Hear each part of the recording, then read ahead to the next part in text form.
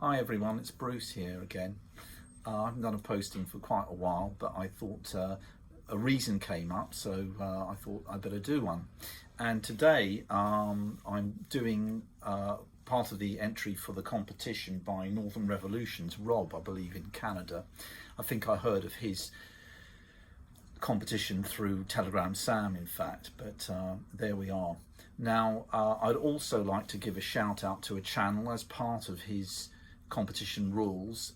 He would like us to introduce someone who's relatively new on the vinyl community, like myself.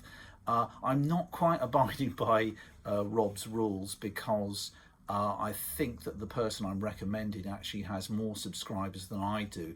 Rob wanted me to find someone who had fewer subscribers, and that's quite hard to do at the moment because my subscription is quite low. So if you'd like to click on the like below and subscribe to my channel, please, then we can start to move in the right direction.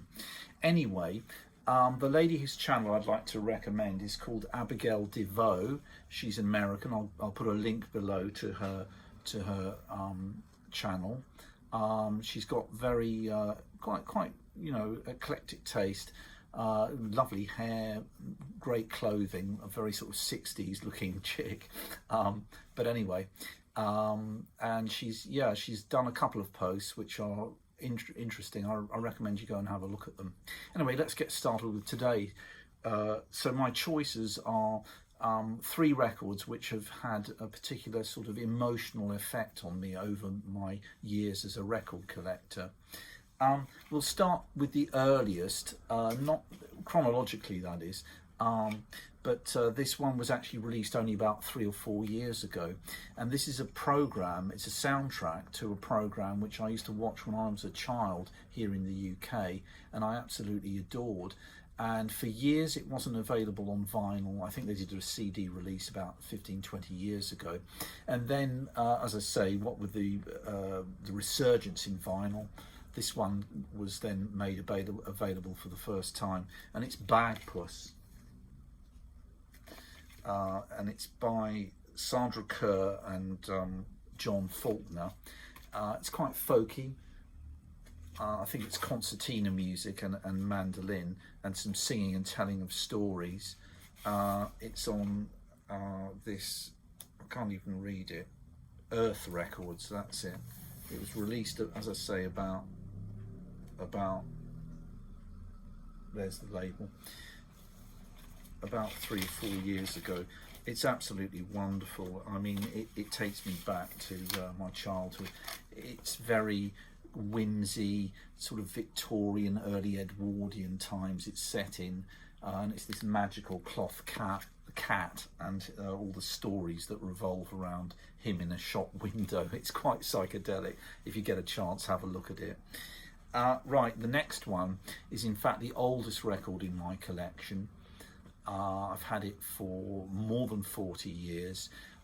Over the years, records have come and gone. I've sold my collection, done things that I regret. I think we all have in the vinyl community when it comes to our collecting habits. But this one I've managed to retain over those years, and this album just blew me away. It completely changed my listening habits. It's an unusual choice because I'm sure a lot of viewers will look at it and say, that's not their best album, why has he chosen that? Well, it's the first one I heard, so I think it's the one that grabbed me most. And it's the Velvet Underground, Loaded, with that lovely pink smoke coming out of the subway. This has got terrific songs on it. Lou Reed songs like Sweet Jane, Rock and Roll. The last song on here is hymnal, it's wonderful, Oh Sweet Nothing. It's a really great song. There we are, it's on the Atlantic. I don't believe that's an original. It's probably an 80s reissue there that I picked up at the time. This album is mainly, I think it was a guy called Doug Yule who did a lot of the songwriting and played most of the instruments on it. Talented multi-instrumentalist, but really great songs. This is a great one. I recommend it strongly. Okay, now my last choice is a jazz album, and the story behind this is I bought it at a record shop long gone, sadly, that I used to frequent in South London, and kind of opened the door to me for jazz very much in as a collector. And this one I bought early on, having heard the name of the artist, maybe having heard one or two of his tracks, but never an album, certainly. And I stumbled upon it quite by chance. And this one really opened my ears as a listener to jazz. And it's Roland Kirk, We Free Kings. Clever play on words. He was quite into his titles, was Roland. And this is on the Mercury label. Again, this is not, I believe it's not an original press. It's probably a second press. I think it's about 1963, that album. Or 61 actually. I think it's quite an early one. You know, his solo career starts in the late 50s and goes right through until his death in about 1976. Unfortunately, he had a stroke and it incapacitated him, and he had a great habit, Roland Kirk, of playing. You can see there on the cover several saxes at once. He was also a very good flautist.